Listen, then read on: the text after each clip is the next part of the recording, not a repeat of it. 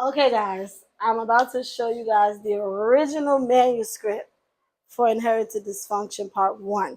I still have it. I am such a memory hoarder that I keep all of my things in containers, and it's very hard to throw them away from me. Pictures, all of that, like all of that stuff. Guys, I still have dolls. Like, get get a closer look. Yeah, I thought it was a game. I still have my dolls. Why is he dressed like this? My niece. Letting her play with them. I still have my dolls, y'all, from way back when. But that's not why we here. Ugh.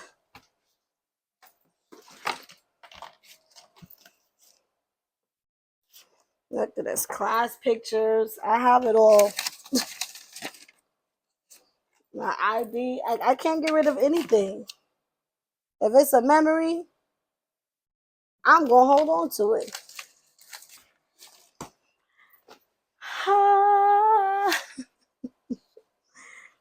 And here it is, y'all.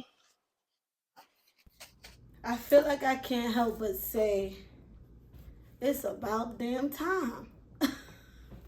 I'm the proud self-published author of Inherited Dysfunction Part 1 and 2. My passion for reading and writing started at a very, very young age. I remember sitting in our apartment in Rochdale, and I just sat at the kitchen table. All of a sudden, like, that drawing turned into a book. My imagination was wild.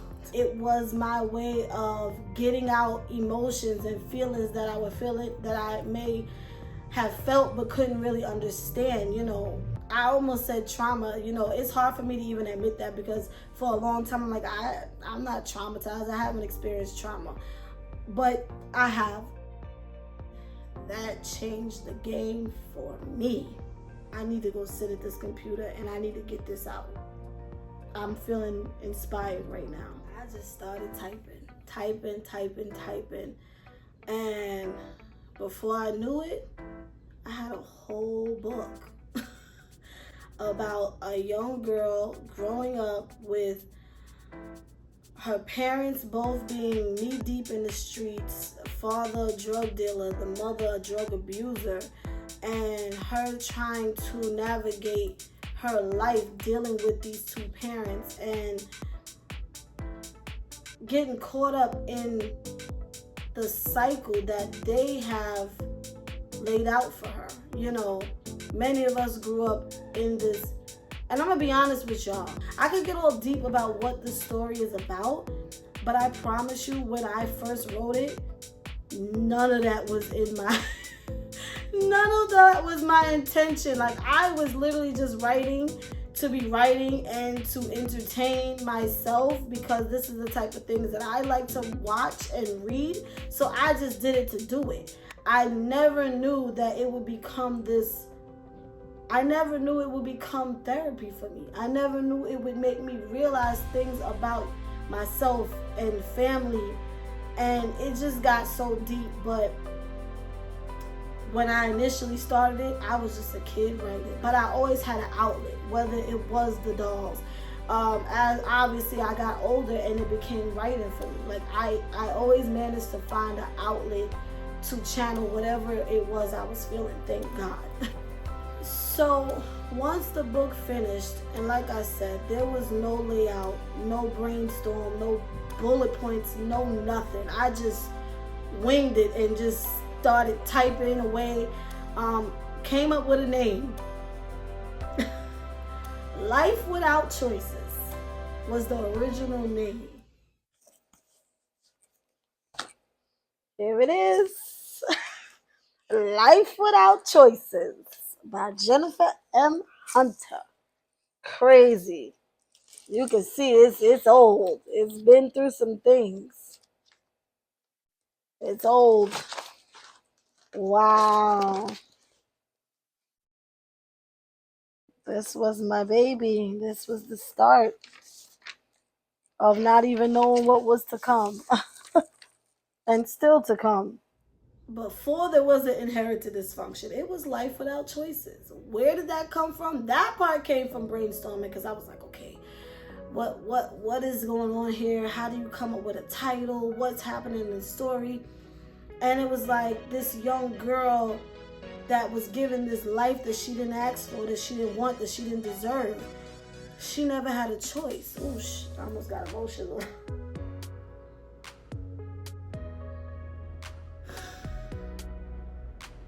Because the reality is, you know, none of us are born with a choice. You know, we don't have any say-so in what family we're born into. We're assigned at birth. We don't have a choice of who our family members are.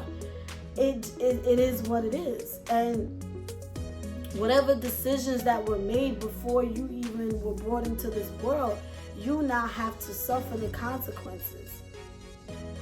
No choice. You understand? So I think that's where it came from. And I'm like, okay, it's done. Now what do I do with it? I don't know. I'm 14, so this is back in 2004. We didn't have the social media, you know, a lot of the outlets that's out now. We didn't have none of that shit. So I'm like, all right, what I'm gonna do with this? You know, like, what do I do with this book? I knew somebody in the neighborhood. He was our substitute teacher. He had CDs with like children's songs, and I don't know, I just felt like maybe he could help me. And I remember having a conversation with him. I sat in the car and I was like, this is what I did. This is what it's about. What can I do? He was shocked. Like, how old are you? 14. He was like, that's amazing, but how do they market a 14-year-old talking about what you're talking about? You know? And that just like shut me down. I was like, I guess they can't. And I shelved it. I put it away, stashed it up, forgot all about it, moved on with my life.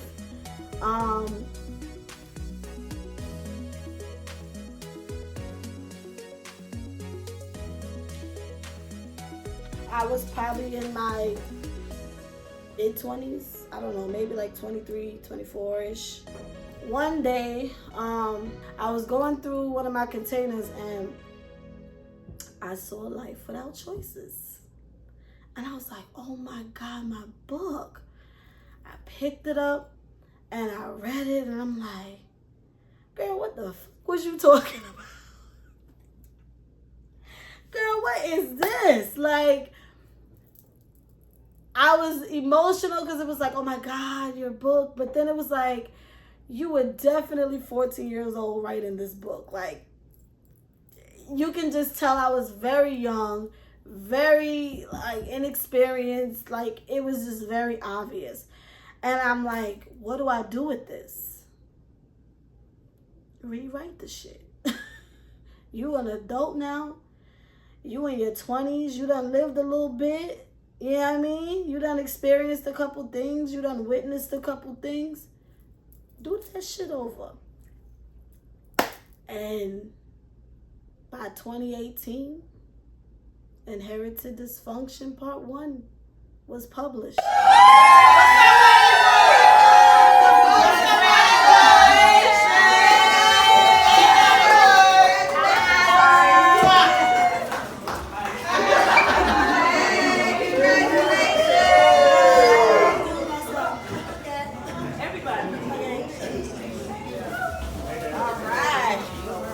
Moment. You got some shit you gotta prove. Man, when I tell you the hype was incredible, oh my God, I was on cloud 9. Like, everyone was so supportive and excited for me that I just could not even believe it was really happening. And because of the amazing feedback, I was like, I gotta do something a little big. And I'm like, you know what? I'm gonna have my own book signing. I may not be in Barnes and Nobles, baby, but guess what? When your community genuinely supports you, oh, they gonna show out, baby. And they did that. They did that for my first book signing. I was like in heaven. And everyone's feedback, oh my God, it was like a movie. movie. That was it. I'm like, I fucking did it. I did it. Like, my confidence just said to the roof, like, alright, what's next? What I'm gonna do next? Start a YouTube channel. And then shit really got crazy. Like, I was on cloud. I was just obsessed with making videos. It started off strictly about my book, and then it just started taking a life of its own. Like, I started doing any and everything on YouTube. Everything that I love to watch other people do, I'm like, I can do it now. And it was everything I never knew I needed. And then I just started really coming out of my shell with everything and being more vocal about certain things, and it just really boosted my confidence. Like, I never was an outspoken person growing up, and I'm like, shit, this is the shit you've been wanting to do your whole life. Like, secretly, nobody really knows I wanted to go to school for journalism and acting, but it just never happened. I got into teaching, and it was like, okay, I'm gonna do that, because I didn't have any confidence to do journalism or act, like get on stage and act. What? Listen, my confidence killed a lot of dreams that I had back in the day. What really did it for me is when I would go to where I grew up, Rochdale, or any other place around Queens where I'm from, and people be like, oh, you that girl from Instagram, or you that girl from TikTok, or you that girl from YouTube, you my favorite YouTuber. I'm like, me? I was always Tracy's baby. That's Tracy's daughter. Oh, that's Leah Tiffany Roberts' little sister. Oh, that's so-and-so's girl. But now, oh, that's Jenny. It's just me, Jenny. That's the girl from YouTube. That's the girl from Instagram. I made a name for myself, and that shit, I am so happy about, like, and I'm never going back. Like, it's only up from here. In the midst of all the hype of social media and, you know, creating content, I realized, you know, people were asking for part 2 to Inherited Dysfunction. I published, 5 years later, I published the second book, Inherited Dysfunction Part 2. This time, it can't just be the book and that's it. Like, I gotta do something extra. Like, I have to really do this one big. And although when I did the first one, I had the vision of, again, because I tell you, I'm very much into movies and film, and I had the vision to create a short film for the first book.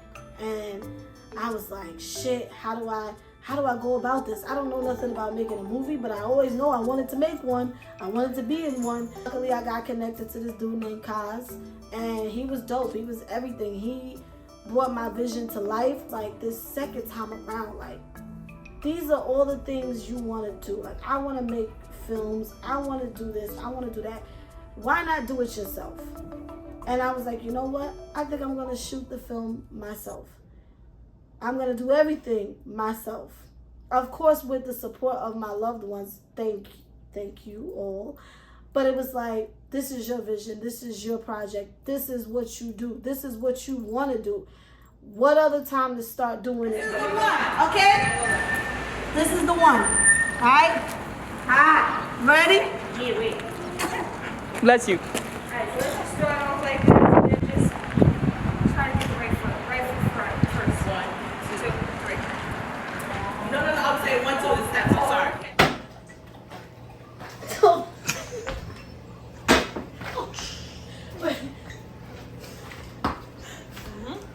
That's why I can't film it all. You can't be serious. Alright. I think once you start like really going in, you're gonna get emotional.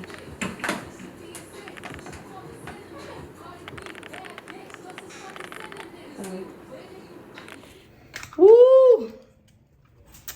And ladies and gentlemen, that is a motherfucking wrap on Inherited Dysfunction Part 2. Read it, buy it. Read it, buy it, and you know a real movie is coming soon because this was just too good. Everybody's doing their thing. Watch out. It takes a village. Like, that is so true to its core that without the people around me, I could not have done any of it. You know, yes, I'm proud to say I did it. You know, I brought my visions to life, but without the support of others, it couldn't have gotten done. You know, if it wasn't for my friends or people I grew up with that just was willing to try acting for the first time, I wouldn't have had these short films. If it wasn't for my coworkers and my friends reading my rough drafts and giving me their feedback and, oh no, change that, or I like that, I like where you're going with it, I wouldn't have been able to tell this story. If it wasn't for, you know, my family for pushing me and motivating me and helping wherever they can help, whether it was dressing me, doing the makeup, decorating, playing a role in the short films, reading the books, whatever it was that they could do, they did and supported me in every way. And, you know, to my friends who was willing to pick up cameras and be photographers and film when I couldn't film and take my pictures and do behind the scenes and do all of that, like, if it wasn't for all of them, and mind you, none of us are fully professionals or experienced in any of these lanes, but if you're not willing to try and do anything, how would you ever know what you're really great at? You know, no one knew they would be great at something until they tried it. No one knew that they had a passion for something until they tried it. And if one of my friends taking pictures of me inspired them to be a photographer, I'm all for that. You understand? If one of my friends acting in one of my short films have inspired or triggered them to want to be an actor or an actress, I'm all for that, because that's what we're here to do.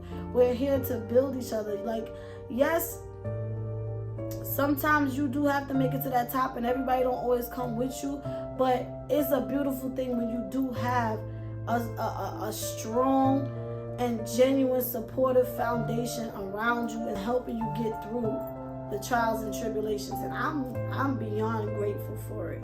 I'm not gonna lie, I'm beyond grateful for it. And I'm just excited about the future. You know, I decided to do this behind the scenes documentary because I'm like, tell your story. Why not? Don't, you know, it doesn't always have to be when you're some big celebrity and then you're gonna have all these production crews telling you what to say, what to do, how to do it. Do that shit yourself. Like, I have that much confidence in myself that, yes, one day you'll be seeing me sitting at TV One. You'll see me sitting there one day.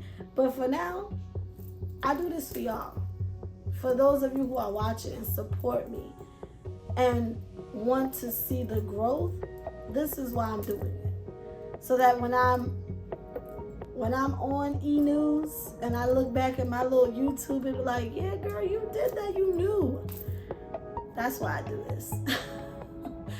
And it just touches a part of me that nothing else can touch. Like, this is what I was born to do. This was my purpose. Where do I see myself in the very near future? I see myself being a New York's bestseller, an actress, an Academy Award-winning director, a wife, a mom. The cliche, I guess. But I want to see my talent recognized and appreciated and valued. And I want it to speak for itself. I guess, yeah, that's where I see myself. Wherever this journey leads me, I'm going to always stay true to me, Jenny. So, with that being said, as I would say on my YouTube, thank you for watching. Make sure y'all subscribe. Leave a comment down below. Follow me on all my social medias. And Jenny is out. That was so cool. queen. Can I just say, you can't front and tell me you don't see the difference. Like, this is how you know growth. Like, if the pictures that I chose as the author's picture, if this don't show you growth and who I was at freaking 27, 28 years old compared to who I am at 33, I don't know what is. I want y'all to look at these covers. Look at this picture. And then look at this picture.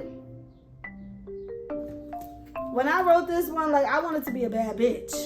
Okay? I wanted to be a bad bitch. Like, yeah, you did that. You were. Here, I want to be a lady. I want to be a woman. Like, you understand? Like, it's. I don't know if y'all get it. Y'all get me? But, like, that's where my head, you can just see, like, the maturity, the growth. I don't know about y'all, but I see it.